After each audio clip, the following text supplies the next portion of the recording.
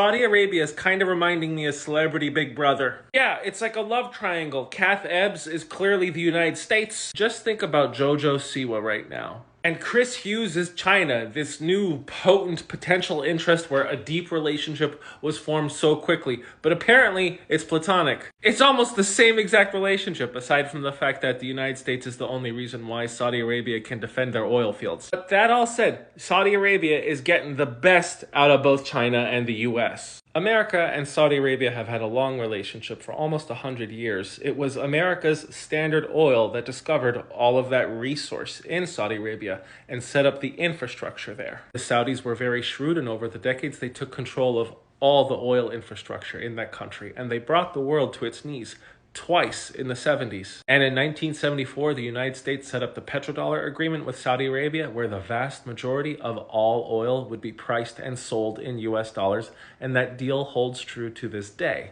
And in exchange for this relationship, the United States guards the Saudi oil wells and the royal family from any hostile entity, at this point, possibly Iran. But this relationship has been quite shaky, and there's been a large decoupling of interests from Saudi Arabia and the United States. Not fully, but enough. And then here comes China, the world's second largest economy and by far Saudi Arabia's top importer of oil. They both share a kinship in the resentment of America's hegemony over the years. 2 years ago, it was China's diplomacy that orchestrated an agreement between Saudi Arabia and Iran to set up their embassies in each other's capitals once again. And right now, out of Saudi Arabia's 100 projects around the world, 50 of them are in cooperation with China. China is Saudi Arabia's #1 trading partner, and for China, the Saudis are the largest trading partner in the Middle East.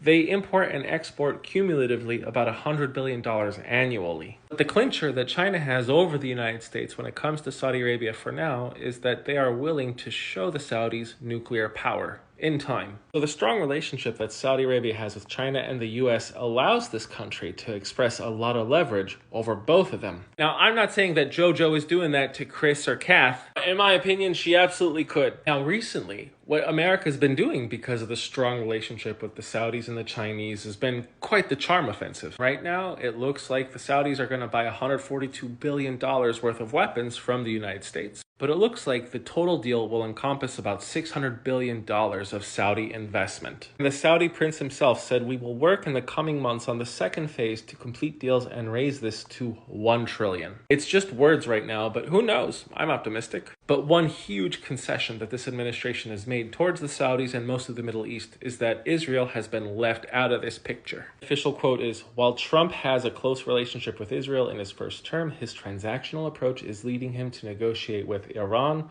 with the Houthis, and now with the Gulf countries without any attention to Israeli concerns." That is something nobody expected once the election concluded in 2024, but it looks like it's happening. Our current president told the investment forum at this meeting that he wants to offer Iran a new and better path towards a more helpful future. Of course, he's threatening a lot of pressure if no nuclear deal is reached, but still, this is ginormous. There were 2 other people at this meeting, which I found a little surprising, but maybe you guys didn't. The CEO of Blackstone Group, Steven Schwartzman, and Larry Fink, the CEO of BlackRock. Another huge concession that the United States made for Saudi Arabia is allowing them access to more AI chips. Right now, the United States is curtailing most of China's access to the highest quality AI chips, but allowing Saudi Arabia to have access to this means China gets a little bit of a conduit. So right now, America's trying to come off like a version of Kath Ebbs saying, "Hey, I've improved, I really worked on myself, I've admitted my weaknesses, and I've grown in so many amazing ways." And the big question in this global version of Celebrity Big Brother is, can Saudi Arabia